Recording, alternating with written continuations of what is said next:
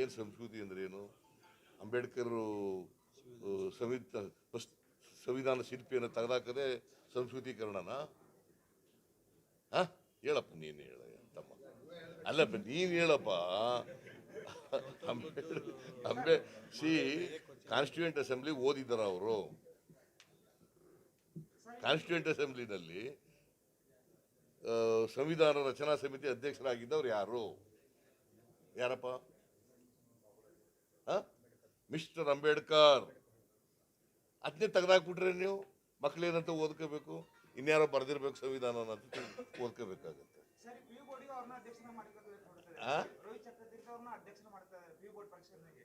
ಈಗ ಎಲ್ಲ ಒತ್ತಡ ಜಾಸ್ತಿ ಆದ್ಮೇಲೆ ಸಾರ್ವಜನಿಕರಿಂದ, ಸಾಹಿತಿಗಳಿಂದ, ಬೇರೆ ಬೇರೆಯವರಿಂದ, ರಾಜಕಾರಣಿಗಳಿಂದ ಒತ್ತಡ ಜಾಸ್ತಿ ಆದ್ಮೇಲೆ ಅದನ್ನು ವಿಸರ್ಜನೆ ಮಾಡಿದ್ರು. ಆ ವ್ಯಕ್ತಿನೇ ವಿಸರ್ಜನೆ ಮಾಡಿಬಿಟ್ಟು ಆ ವ್ಯಕ್ತಿ ರಚನೆ ಮಾಡದಂತ ಪಠ್ಯ ಪುಸ್ತಕ ಇಟ್ಕೊಂಡ್ರಿ ಅನ್ನೋದು.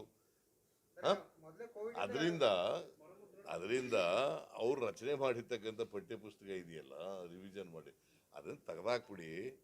ಈ ವರ್ಷ ಹಳೇದನ್ನೇ ಓದಿಸಿ, ಬೇಕಾದ್ರೆ ಮುಂದಿನ ವರ್ಷಕ್ಕೆ ಬೇರೆಯವ್ರು ಮಾಡಿ. ಯಾರನ್ನು ಮಾಡಬೇಕು ಅಂತಂದ್ರೆ, ಯಾರಿಗೆ ವೈಚಾರಿಕ ಮನೋಭಾವ ಇದೆ, ಯಾರಿಗೆ ವೈಜ್ಞಾನಿಕ ಮನೋಭಾವ ಇದೆ, ಯಾರಿಗೆ ಇಂಪಾರ್ಷಿಯಲ್ ಆಗಿ ಮಕ್ಕಳ ಭವಿಷ್ಯನ ಯೋಚನೆ ಮಾಡ್ತಾರೆ ಅಂಥವ್ರನ್ನ ಮಾಡಿ. ನಮ್ಮವ್ರನ್ನೇ ಮಾಡಬೇಕು ಅಂತ ಅನ್ನಲ್ಲ ನಾನು. ಯಾವುದೇ ಪಕ್ಷದ ಸಿದ್ಧಾಂತಕ್ಕೆ ಒಟ್ಪಡದೇ ಇರತಕ್ಕಂಥವ್ರನ್ನ ಮಾಡಿ. ಯಡಿಯೂರಪ್ಪನವರು ಹೇಳ್ತಾರೆ, ಮುಂದಿನ 2023 ಚುನಾವಣೆಯಲ್ಲಿ ಮತ್ತೆ ನಾವು 140ರಿಂದ 150 ಸೀಟ್ ಗೆಲ್ತೇವೆ. ಪರಿಷ್ಕರಣೆ ಏನ್ ನಡೀತಾ ಇದೆ ಅದರಲ್ಲಿ ಇತಿಹಾಸಕ್ಕೆ ಬಂದಿದೆ. ಕೇವಲ ವಿಸರ್ಜನೆ ಅಷ್ಟೇ ಸಾಕನ ಅವರು ಸಮರ್ಥನೆ ಮಾಡ್ಕೋತಾ ಇದ್ದಾರೆ ಬಿಜೆಪಿ ಅವರು. ಇಲ್ಲ, ನಾವು ಎಲ್ಲವೂ ಸರಿಪಡಿಸ್ತೀವಿ, ಜೊತೆಗೆ ಉದ್ದೇಶಪೂರ್ವಕವಾಗಿ ರಾಜಕೀಯವಾಗಿ ಬಳಸ್ಕೊಳ್ತಾ ಇದೆ ಕಾಂಗ್ರೆಸ್ ಇದನ್ನ. ಈಗ ಸಾಹಿತಿಗಳನ್ನ, ಸ್ವಾಮೀಜಿಗಳನ್ನ ಯಾವುದೋ ಒಂದು ವಿಚಾರ ಹೇಳಿದ್ರೆ ಒಂದು ತಪ್ಪಾಗಿದೆ ಅಂತಂದ್ರೆ ಐ ಕ್ಯಾನ್ ಅಂಡರ್ಸ್ಟ್ಯಾಂಡ್.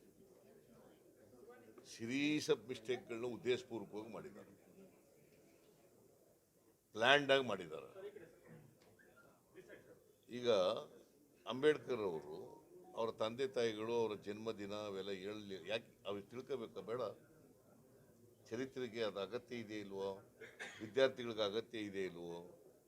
ಸಂವಿಧಾನ ಬರ್ಕೊಟ್ಟವ್ರು ಯಾರು? ಮತ್ತು ಸಂವಿಧಾನ ಶಿಲ್ಪಿ ಅನ್ನೋದೇ ತೆಗೆದಾಕ್ಬಿಟ್ರೆ, ಕುವೆಂಪು ಅವ್ರ ಫೋಟೋನೇ ತೆಗೆದಾಕ್ಬಿಟ್ರೆ, ಕುವೆಂಪು ಯಾರು? ರಾಷ್ಟ್ರಕವಿ. ರಾಷ್ಟ್ರಕವಿಗೆ ಅವಮಾನ ಮಾಡ್ತೀರಾ?